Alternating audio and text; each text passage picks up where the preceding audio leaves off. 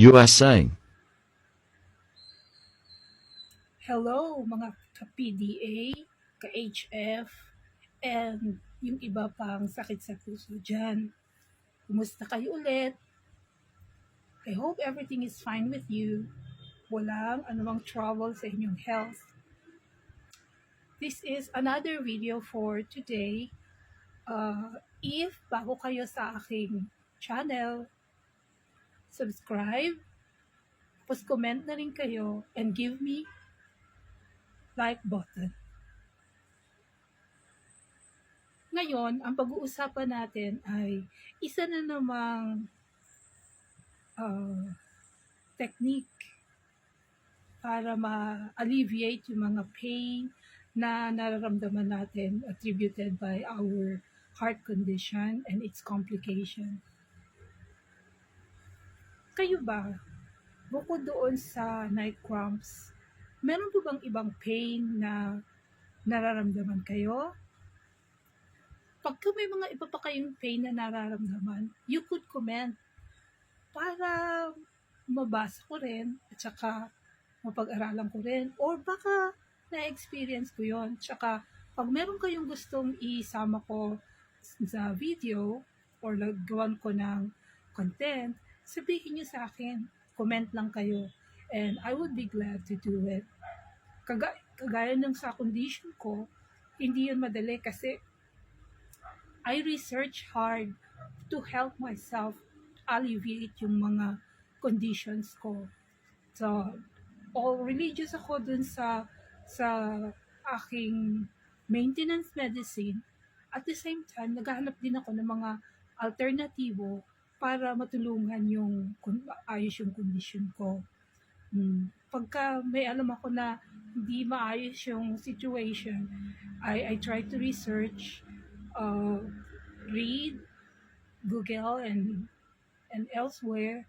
Sa basa ako ng basa sa Mayo Clinic, ganun, para yung mga journals na about heart situation para makatulong. Tapos before, nakatulong sa akin yung acupuncture.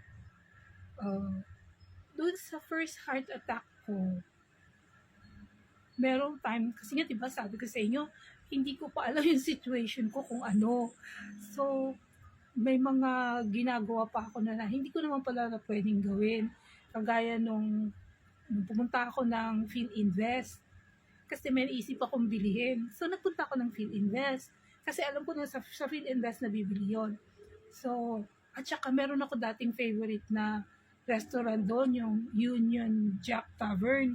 Kasi gustong gusto ko yung sausage doon.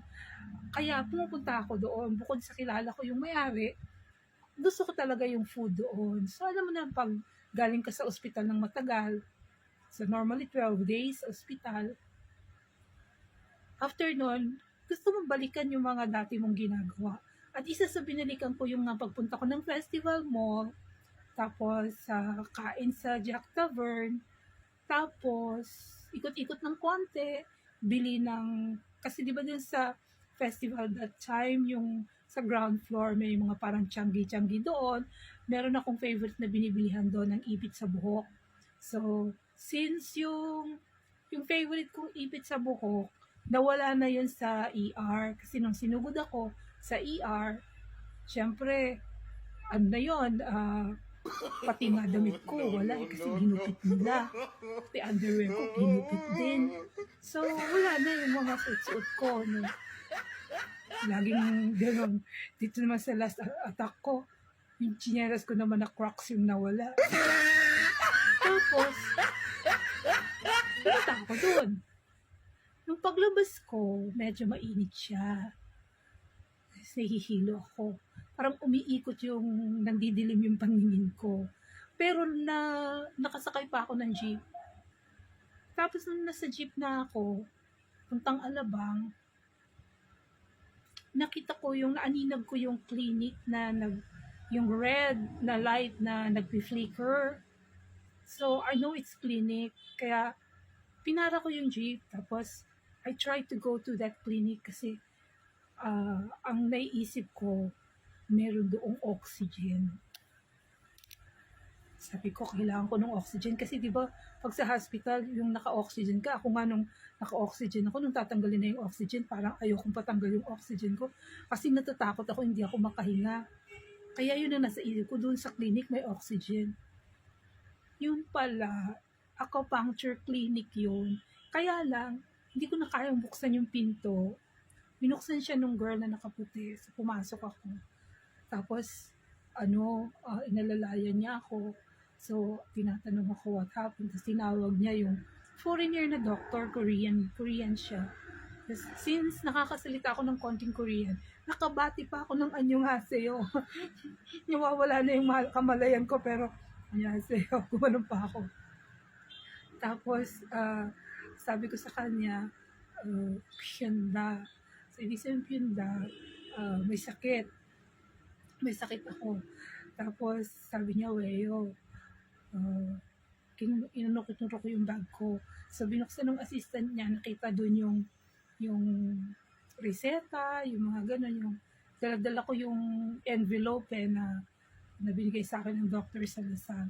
So, nakita nila. So, pinapasok niya ako doon sa bed, pinahiga niya ako.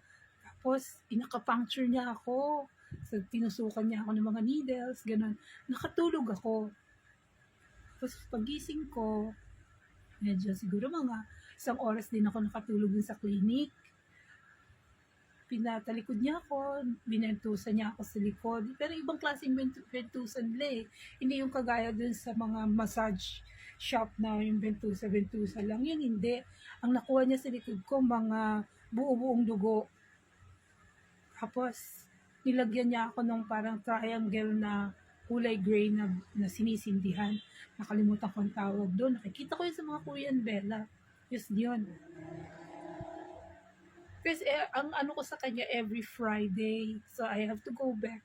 So, ina-acupuncture niya ako. So, nakatulong sa akin yun. Yung therapeutic. Masarap ang pakiramdam ko after. Tsaka, sumasarap yung pagtulog ko. Ganon. Ang problema, paalis na pala yung doktor na yun, na Korean. Punta na siya ng Amerika. So, after 2 months, umalis na sila dito sa Philippines. So, wala na ako makitang acupuncturist na talagang magaling. Siya rin hindi siya nag-recommend. Nung sinasabi ko sa kanya, i-recommend niya ako sa mga kakilala niya.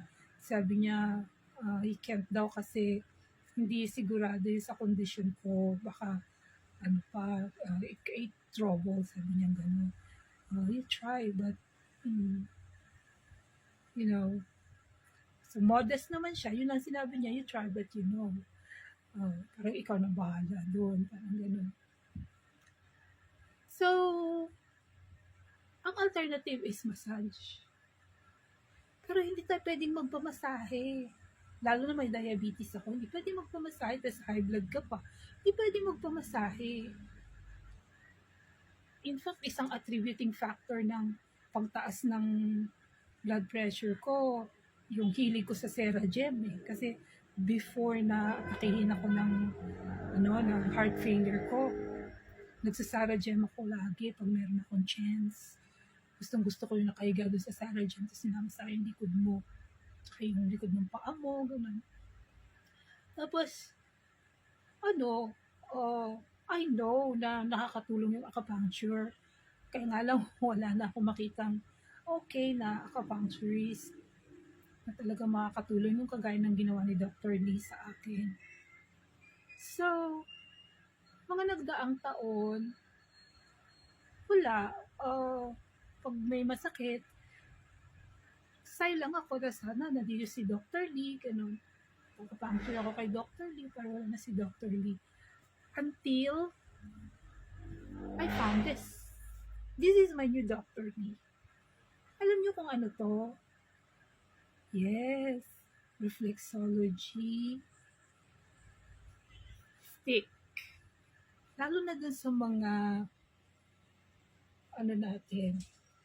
extremities. Kasi di ba minsan masakit yung mga extremities natin, ganun. So this one would help dun sa lalo na yung mga medyo may mga areas na pining yung sakit. So ito, nakakatulong siya. Tapos yung sa paa ko kasi, siya, yung manhid. So, nakakatulong din siya, gano'n. Tapos, yung sabi ko nga sa inyo, yung sa likod, yung back muscle ko, medyo masakit. So, inihilot-hilot ko siya nitong panghilot, gano'n. Sa extremities, ito yung ginagamit, pinapantusok. Tapos, ito yung mga pang masa-masahe lang, sa mga muscles, gano'n. Pero wag masyadong madiin, dahan-dahan lang. Nabibili ito sa Lazada, sa Shopee, meron ito. Tapos, nakakatulong siya, nakaka-alleviate siya ng pain. Kasi minsan sa gabi, ganun masakit siya. So, ito yung pinamamasahe ko. Tapos, kayo ba meron pinamamasahe? Comment nyo naman yung pinamamasahe nyo sa mga areas na may pain, na inevitable pains na nararamdaman nyo. Kasi marami naman mga ganito ngayon, di ba, na nabibili somewhere. Ang liit, may malaki, gano'n. But this one is very handy. Pwede mo ilagay sa bag mo. So, kahit nasa saan ka, pagka may kailangan ka masahe, pwede ito. Di ba? So, pwede siyang pangmasahe. So, yun. This one is also very good help. Wooden acupuncture stick.